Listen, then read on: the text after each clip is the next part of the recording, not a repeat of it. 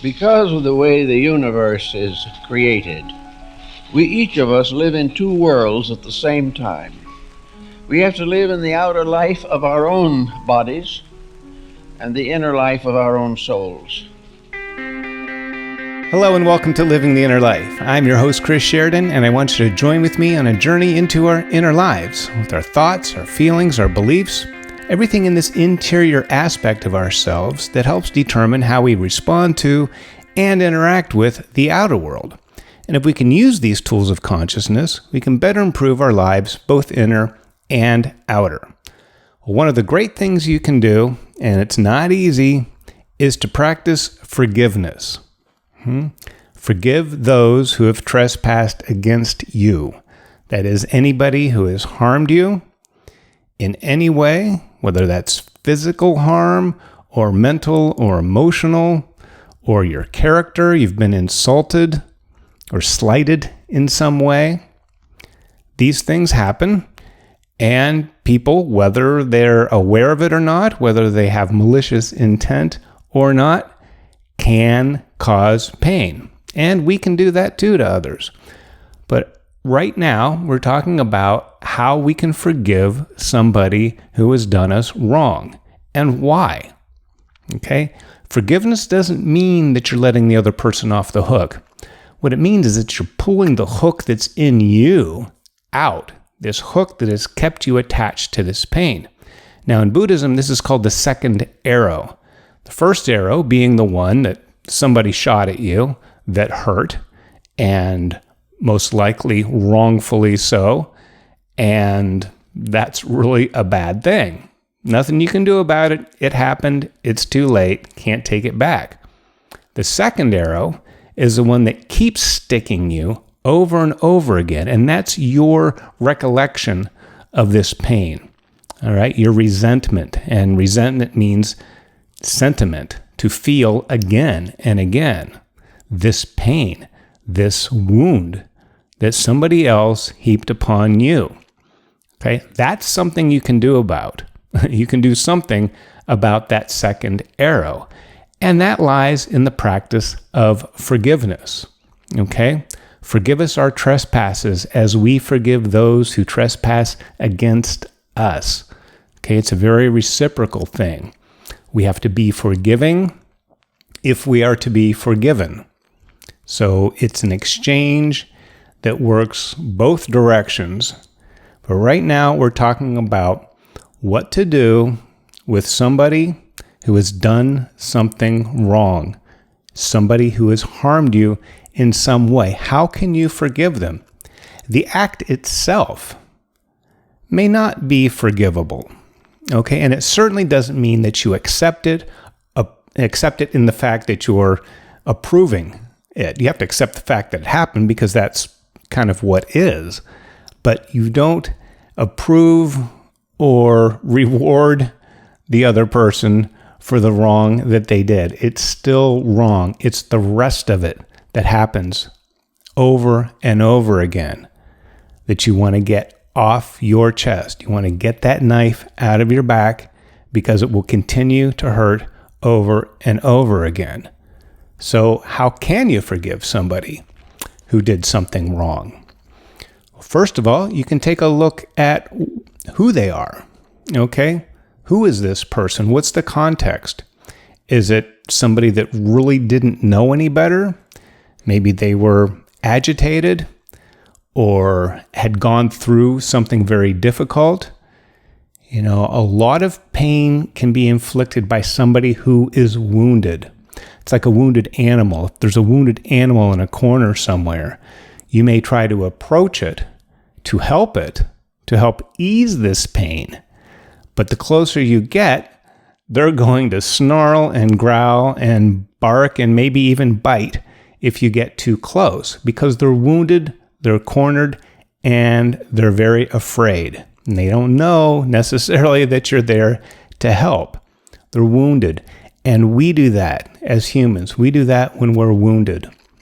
You know, a lot of people who are selfish are trying to protect something. Okay? They feel insecure and that there isn't enough. not enough for them. So they have to take more, maybe take some from you. It doesn't make what they do right, but it builds a little bit of understanding that people can do things with various motivations, but a lot of times things are done for a hidden reason, or part of what is going on is something that you may not really know about. So the bad thing that somebody does, unless it's clearly obvious and malicious, intentional, may have more nuance, may have other layers to it. Okay? So it's developing some understanding for the person. Maybe they're dealing with things, and maybe they're doing things the best that they can with what they have to work with. There's a lot of emotional immaturity. There's a lot of fear, a lot of mistrust in the world that people have with each other, with institutions. And that can lead to attacks. A lot of attacks are actually defensive moves, self-defense, somebody trying to justify or feel better about the awful way that they feel. And sometimes that takes the case of lashing out or harming in some way, or maybe it doesn't intend to be a harm to you, but it very much is. Okay, so regardless of intention or what's going on with this other person or what the context is, whatever somebody does that harms you in some way still hurts. I'm not trying to reduce that or deny that or pretend it's not there. It is.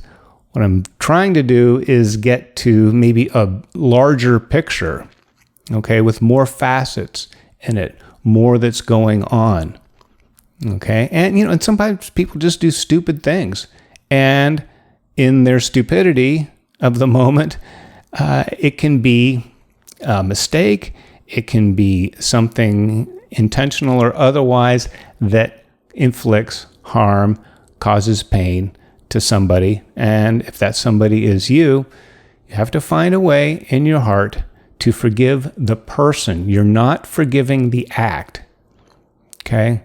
You may have a greater understanding of it, at least of the person, because we don't know what somebody has going. Even people that are relatively close to us, they have secrets, they have a shadow that they may or may not even be aware of that could be driving some emotional outbursts. It could be a thought pattern that is below the level of awareness, that is somehow sending a signal, or in a moment of crisis can lead towards doing something that is in some ways harmful. Okay, so that's the person that we don't fully know everything about, and it's the person that we want to forgive. Okay, because everybody has a shot, a second chance, a third chance. I believe in that strongly, that we are here to learn, we are here to grow, and if we can learn, and if we do grow, then we are to share what we have learned and share that experience of growth with other people so that they may learn and grow and in turn share to the next person. Okay? So about the act, the insult, the injury, the attack on character, the negligent thing, sometimes people cause harm that you need to forgive them for by not doing something. Maybe they don't show up. Maybe they're not present. Maybe they're off doing something else when they should be handling their responsibilities, and they've left you holding the short end of the stick or all the sticks and having to do everything. Okay? It can happen, again, so many different ways. So look at the person, try to understand that there's more to it, and you're actually really helping somebody redeem themselves. If you keep this negative attitude and this person is bad and they did a bad thing and you're reinforcing that, you're not really giving them room to grow, to have a chance to be good. Okay? Good people can do bad things. Bad people, if there is such a thing, have the opportunity to redeem themselves. There are so many stories you can read or hear about people that have really done some crimes and wrong things in society and have gone through the prison system, have learned to redeem themselves and improve their lives and help others when they get out, and have gone on, whether it's through addiction recovery or anything else, anger management, have gotten to this point to where they have actually improved. And I think everybody has that possibility. We all have a chance of improvement, of redemption, okay? And even though you may not be putting somebody down, directly, you're still sending out that energetic, you're still sending out a vibe that this person, you're reinforcing the badness of this person. Open the door that they may walk through and find a way to improve themselves. Now, they may not, but we have to afford people every opportunity. Now, another thing to look at is, what is this injustice? What is it that harmed you? How did it harm you? Was it financial? Was it sexually? Was it your character? Was it, physical body? Was it pain? Was it your reputation? Was it your job? These things can harm us in so many ways, but we'll take a look at that. And a lot of forgiveness really is for something that happened a long time ago, something that somebody did. Okay?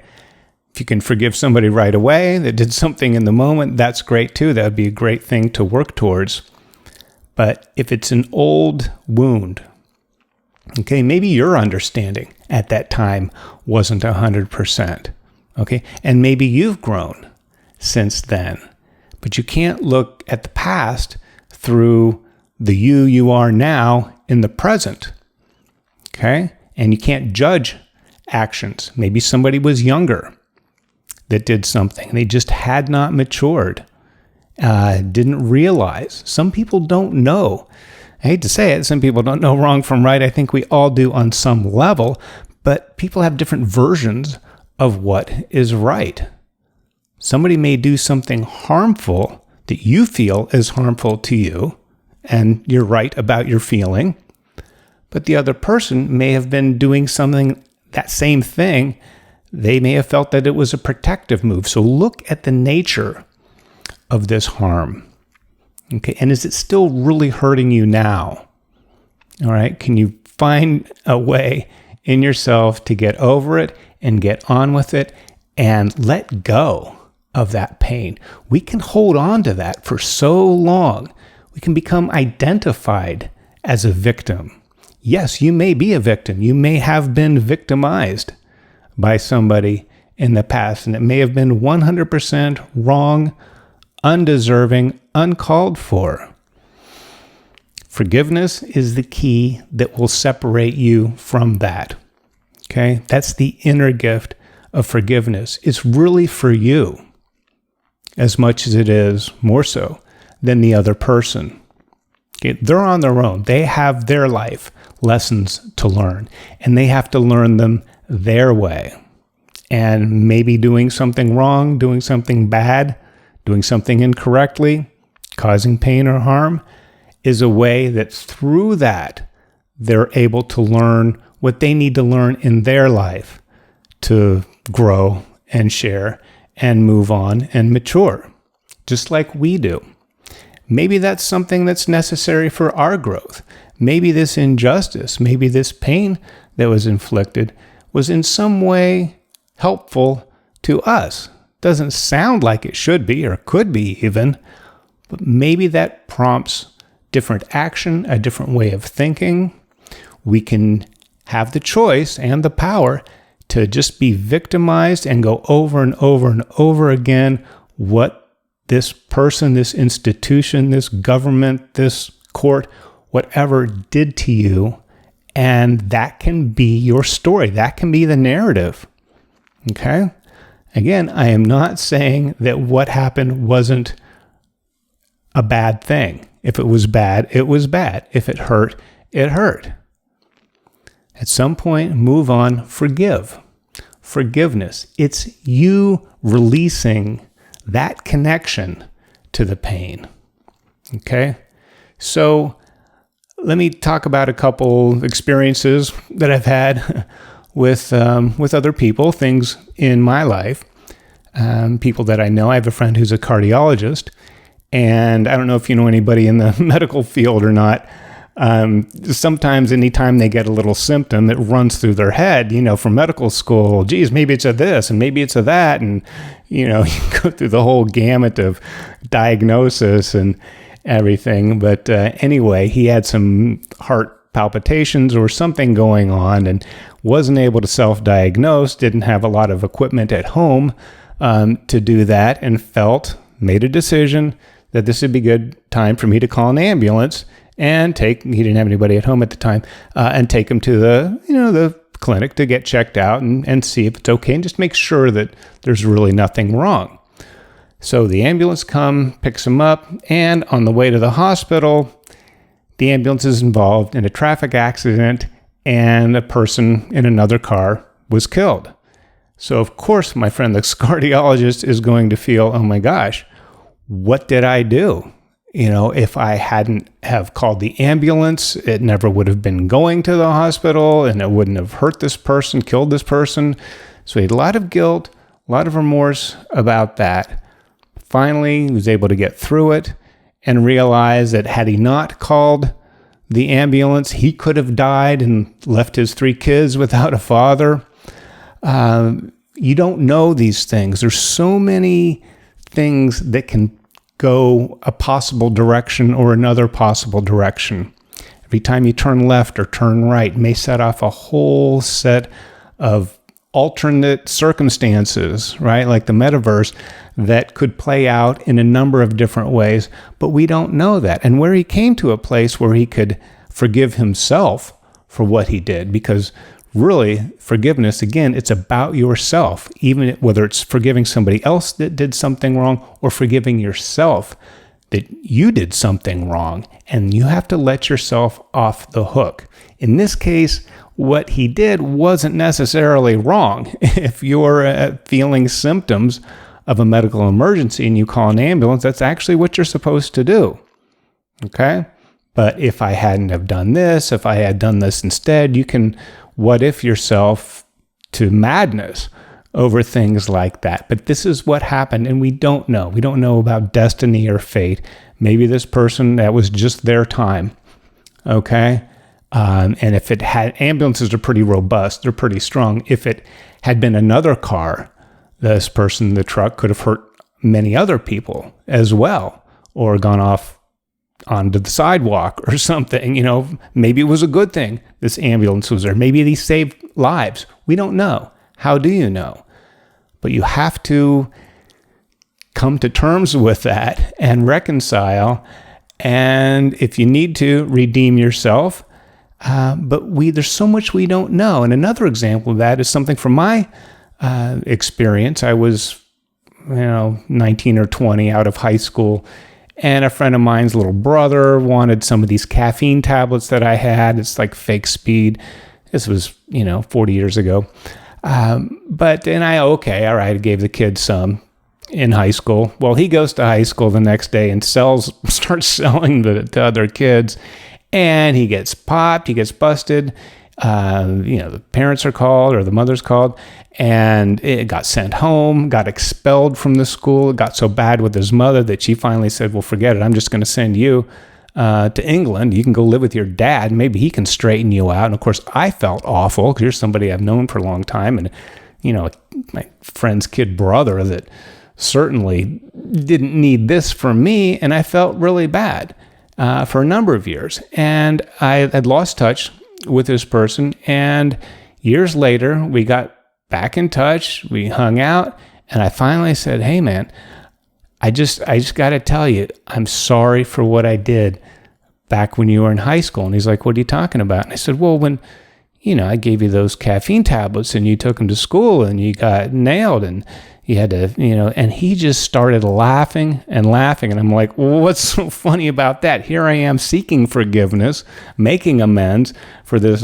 horrible thing that I, really was part and parcel of causing. And he said, you have no idea. And I'm like, what?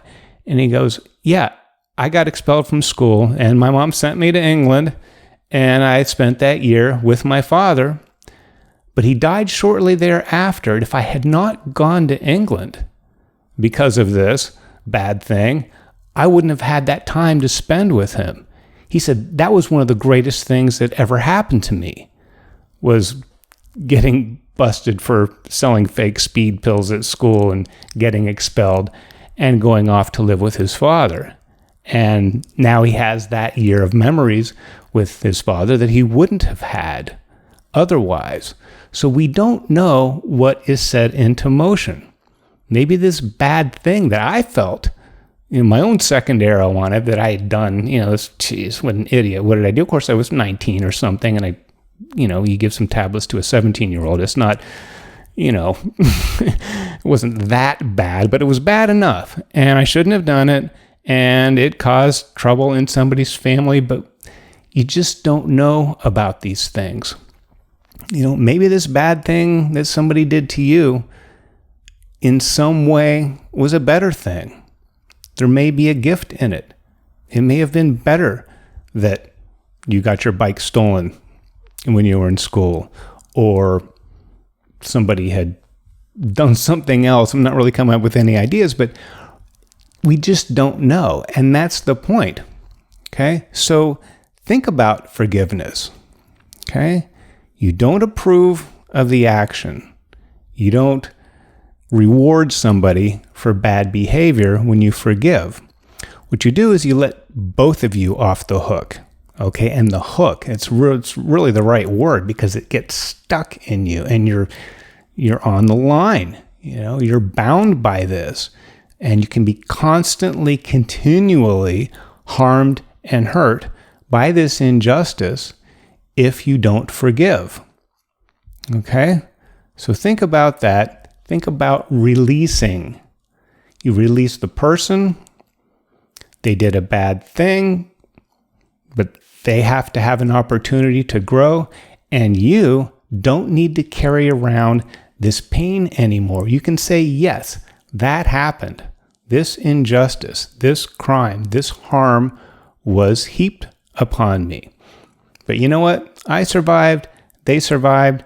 Maybe they're going to get better and improve their life, but I'm not going to let this weigh me down. I'm not going to drag this feeling over and over again. So even the terrible thing that somebody did to you, if you forgive them, you're really helping yourself. All right? So I forgive you. I hope you forgive me for what I don't know. But it's good practice to be in forgiveness, okay? Like the Lord's Prayer. Forgive us our trespasses as we forgive those who trespass against us. Actually, I think one of the versions was, forgive us our debts as we forgive those who are indebted to us. Depends on which version you read. But either way, it's releasing that pain, that continual harm that can be caused, and it's releasing yourself from guilt or anger or resentment that you may have, because there's too much good stuff to do. Okay? Leave that in the past, move on, forgive, and be forgiven, and we'll see you next time here on Living the Inner Life.